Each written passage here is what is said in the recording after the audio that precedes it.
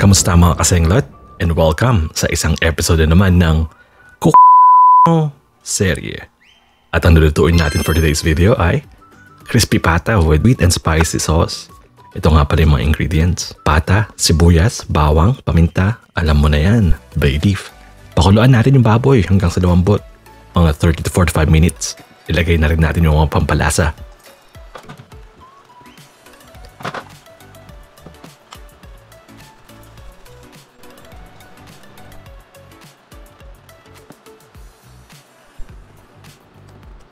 After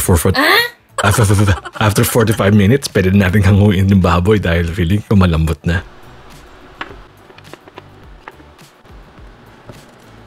Tusok-tusukin natin. Ayan, tusukin mo yung balat. Sino tatay mo? Hayaan muna natin matuyo. Pwede natin ilagay ito sa ref actually para at least mas mabilis. Maglagay na rin natin ang tubig tsaka yung chili flakes. Ito na yung gagawin natin for the sauce. Luya at bawang.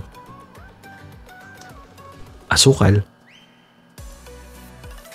asin, konting ketchup, konting suka, cornstarch pampalapot. Tapos, i-medium heat lang natin yan hanggang sa makuha natin yung consistency na gusto natin. I-prito rin natin yung pata. Ayan, i-prito lang natin ng 10 minutes.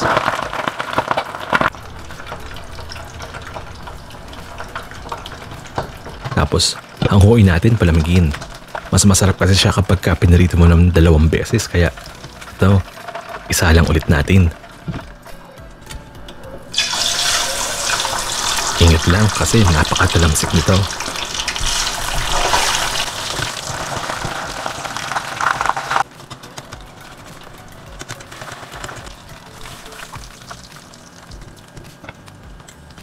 Pakinggan niyo to.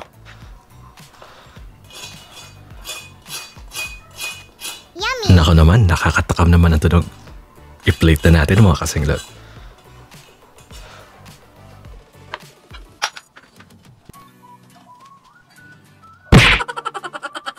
Yung ating sweet and sour sauce. Actually, sweet and spicy ito.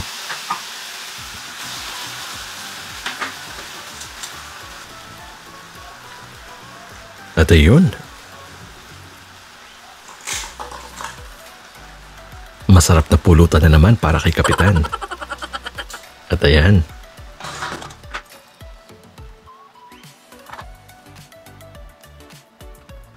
Kung umabot ka hanggang sa dulo ng video to, maraming salamat sa panonood kasenglot. Salamat po.